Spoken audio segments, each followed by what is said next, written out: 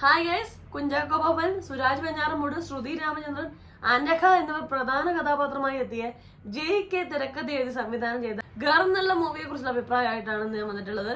അപ്പൊ നിങ്ങളെല്ലാവരും ട്രെയിലർ കണ്ടാണും അതിലൊരു സിംഹമുണ്ട്, സിംഹത്തിൽ അകപ്പെടുന്ന കുഞ്ചാക്കോ ബോബനൊക്കെ ട്രെയിലർ കണ്ടാണും അതിൽ നിന്ന് രക്ഷപ്പെടുന്നൊക്കെ ആയിരിക്കും സ്റ്റോറി. നമുക്ക് ട്രെയിലർ കണ്ടാൽ തന്നെ ഒരു എക്സ്പെക്ടേഷൻ ഉണ്ട്. സംഭവം അത് തന്നെയാണ്. അതിൽ അകപ്പെടുന്നതും അതിൽ രക്ഷപ്പെടുന്നതും സർവൈവൽ തന്നെയാണ് സിനിമ.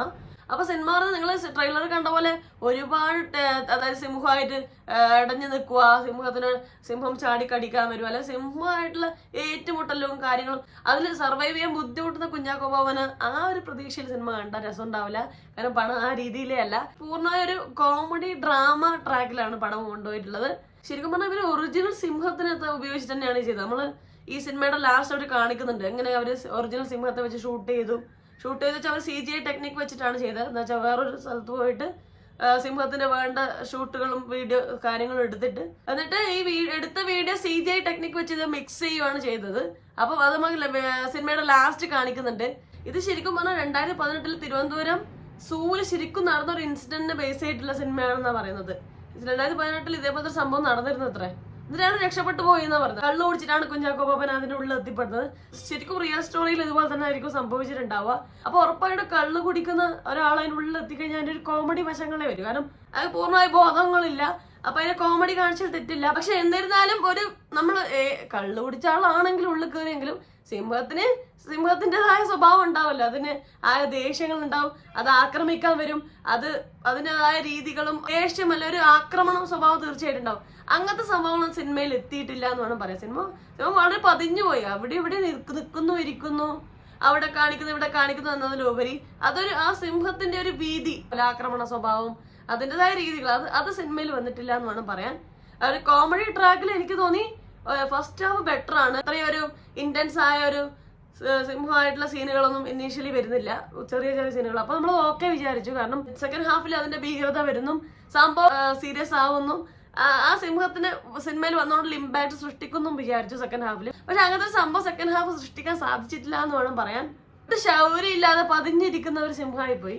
പിന്നെ പറയേണ്ടത് റിയലിസ്റ്റിക് ആയ കുറെ കാര്യങ്ങളിൽ കാണിച്ചില്ല എന്ന് വേണം പറയാൻ. ഇപ്പൊ നമുക്കറിയാം സിംഹത്തിന്റെ കൂട്ടിലൊക്കെ മുകളിൽ വരെ കമ്പി, അതായത് നല്ല ഉറപ്പുള്ള ശക്തമായ കമ്പി വേലി അല്ലെങ്കിൽ ഗ്ലാസോ വെച്ച് മൂടിയിട്ടുണ്ടാകും. ഒരുപാട് സ്ഥലം സിംഹത്തിന് കൊടുത്താലും സ്റ്റിൽ അത് പുറത്തേക്ക് ചാടാതിരിക്കാനുള്ള ഒരു പ്രൊട്ടക്ഷൻ അത് ഉയരത്തിൽ നമ്മൾ ചെയ്തിട്ടുണ്ടാവും. എവിടെയായാലും നമ്മളെല്ലാ സൂവിൽ പോയാലും നമുക്ക് കാണാം. അപ്പൊ അങ്ങനത്തെ കാര്യങ്ങളൊന്നും ഇവിടെ ചെയ്തിട്ടില്ല. അതാണ് കുറെ റിയലിസ്റ്റിക് ആയ കാര്യങ്ങൾ. അതുപോലെ തന്നെ ഇതിൽ അകപ്പെട്ട അങ്ങനെ രക്ഷപ്പെടാൻ മാർഗങ്ങൾ വേറെ ഇല്ലേ, ഇങ്ങനെ ചെയ്താൽ ഇങ്ങനെ രക്ഷപ്പെട്ടൂടെ എന്നുള്ള ഒരുപാട് ക്വസ്റ്റ്യൻസ് ഒക്കെ ഈ സിനിമ കണ്ടുപോകുമ്പോൾ എന്റെ തലയിലൂടെ പോയി. അതാണ് ഒരുപാട് റിയലിസ്റ്റിക് അല്ലാത്ത കാര്യങ്ങളൊക്കെ സിനിമയിൽ കാണിക്കുന്നുണ്ട്. അപ്പൊ ഈ സംവിധായകൻ ജെ.കെ. പറഞ്ഞാല് എസ്ര എന്നുള്ള സിനിമ തിരക്കഥ സംവിധാനം ചെയ്താണ്. എനിക്ക് എസ്ര ഇതിലും ബെറ്റർ ആയിട്ട് തോന്നി. ഇതിൽ കുറച്ചുകൂടെ കണക്ടിവിറ്റി തോന്നി സിനിമക്ക്. എന്ന് വെച്ചാൽ എസ്പെഷ്യലി ഞാൻ പറഞ്ഞ ഈ സിനിമയുടെ ഗർ എന്നുള്ള സിനിമയുടെ സെക്കൻഡ് ഹാഫാണ് എനിക്ക് കുറച്ചും കൂടെ ഇങ്ങനെ എല്ലാം കൂടി കൂട്ടിച്ചേർത്ത് ഫിനിഷ് ചെയ്യാനുള്ള ഒരു തിടുക്കം പോലെ തോന്നി. ഇപ്പൊ എസ്രാദിലെ പടം എന്ന് വെച്ചാല് ഓക്കെ, പടം ഭയങ്കര ഹിറ്റ് ആയിട്ടില്ല, ഭയങ്കര സംഭവം ഒന്നുമല്ലെങ്കിലും നമുക്ക് കണ്ടിരിക്കാൻ പറ്റുമായിരുന്നു. അതിന്റെ ഒരു കണക്ടിവിറ്റി ഉണ്ടായിരുന്നു. അതെനിക്ക് കുറച്ച് കുറഞ്ഞ പോലെ തോന്നി. അവസാനമാകുമ്പം ഒരുപാട് ക്യാരക്ടേഴ്സ് ഉണ്ട്. അപ്പൊ ആ ക്യാരക്ടേഴ്സിൽ ഒത്തുചേർത്ത് അവരുടെ എല്ലാം ഒരു കംപ്ലീഷൻ ആവുന്ന കാണിക്കണ്ടേ എന്നുള്ള തിടുക്കത്തിലായ പോലെ തോന്നി. അതിന്റെ കൂട്ടത്തില് ഇതിൽ രക്ഷപ്പെടുന്ന സംഭവങ്ങളും കാര്യങ്ങളൊക്കെ കാണിക്കണം. അപ്പൊ എല്ലാം കൂടെ കൂട്ടിക്കെട്ടിയ പോലത്തെ ഒരു ഫീലിംഗ് ഉണ്ടായിരുന്നു സെക്കൻഡ് ഹാഫില്. ഓവറോൾ നോക്കിയാൽ നിങ്ങൾക്ക് മടുപ്പിക്കും എന്നല്ല പറയാം, കണ്ടിരിക്കുകയൊക്കെ ചെയ്യാം. ഭയങ്കര അസഹനീയമായി എണീറ്റ് പോകാൻ തോന്നുന്ന അവസ്ഥയൊന്നുമില്ല, കണ്ടിരിക്കുകയൊക്കെ ചെയ്യാം. ഫസ്റ്റ് ഹാഫിലൊക്കെ അല്ലെങ്കിൽ സെക്കൻഡ് ഹാഫിലൊക്കെ ഇത് ശ്രുതി രാമചന്ദ്രനും, അതായത് സുരാജിന്റെ വൈഫായിട്ടാണ് വരുന്നത്. ശ്രുതി രാമചന്ദ്രനും ശ്രുതിന്റെ അനിയനായിട്ട് എത്തിയാലും അച്ഛനായിട്ടുള്ള കുറച്ച് സീനുകളൊക്കെ ഉണ്ട്. അതൊക്കെ നല്ല രസമായിട്ടുണ്ട്. അവിടെയൊക്കെയാണ് എനിക്ക് കുറച്ചുകൂടി കോമഡി വർക്കൗട്ട് ആയതുപോലെ തോന്നിയത്. ശരിക്കും പറഞ്ഞാൽ സുരാജേട്ടന്റെ പടാന്ന് അടിപൊളി കോമഡീസ് വരുന്നുണ്ട്. അടിപൊളി കോമഡീസ് കാണാലോ എന്ന് വെച്ച് പോയാൽ അവിടെയല്ല ശരിക്കും പറഞ്ഞാൽ കോമഡീസ് വർക്കൗട്ട് ആയതും. സുരാജേട്ടന്റെ ക്യാരക്ടർ കുറച്ചുകൂടി സീരിയസ് എന്നുള്ള രീതിയിൽ തന്നെയാണ്.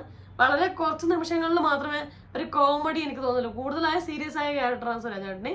പക്ഷെ ശ്രുതിയും അച്ഛനായിട്ടുള്ള ചില ഡയലോഗ് കാര്യങ്ങളൊക്കെ ഉണ്ട് ചില സന്ദർഭങ്ങളിൽ. അതൊക്കെ അടിപൊളിയായിട്ടുണ്ട്. എനിക്ക് തോന്നുന്നു ഈ സിനിമയിൽ കൂടുതൽ സ്കോർ ചെയ്തത് ശ്രുതിയാണ്. ശ്രുതിക്കും ശ്രുതിയുടെ അനിയനായിട്ട് അഭിനയിച്ച ആ ചങ്ങായിക്കുമാണ് കൂടുതൽ കോമഡി ചെയ്യാനുള്ള റോൾ ഇതിലുള്ളത്. അവർ രണ്ടുപേരും നന്നായി തന്നെ ചെയ്തിട്ടുണ്ട്. ഇതിൽ മ്യൂസിക് ചെയ്തിരുന്നത് കൈലാസ് മേനോൻ, ടോണി ടാസ്, പിന്നെ ഒരു ചങ്ങായും കൂടെ, 3 പേരും കൂടെ ചേർന്നിട്ടാണ്.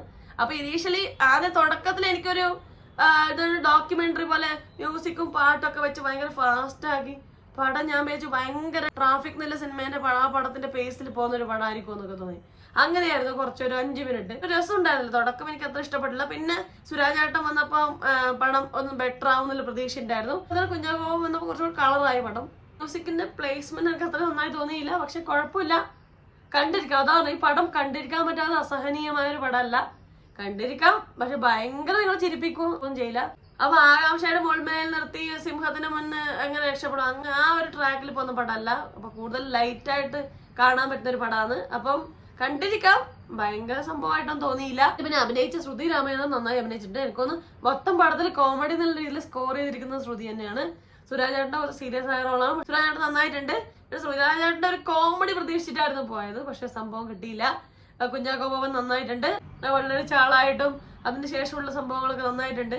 പുള്ളിക്കാരൻ ഒരുപാട് അഭിനയിച്ച് ഇതാക്കാനുള്ള സീനുകൾ കുറവായിരുന്നു താരതമ്യേന. കള്ളൂടി ചാളായിട്ടാണ് കൂടുതലായിട്ട് ഉണ്ടായത്, അത് നന്നായിട്ടുണ്ട്. പിന്നെ കുഞ്ചാക്കോ ബോബന് പേരായിട്ട് എത്തിയ അനഘ നന്നായിട്ടുണ്ട്. അതുപോലെ തന്നെ ശ്രുതിയുടെ അനിയനായിട്ട് എത്തിയ ആള് നന്നായിട്ടുണ്ട്. അതുപോലെ ശ്രുതിയുടെ അച്ഛനായിട്ട് എത്തിയ ആള് നന്നായിട്ടുണ്ട്.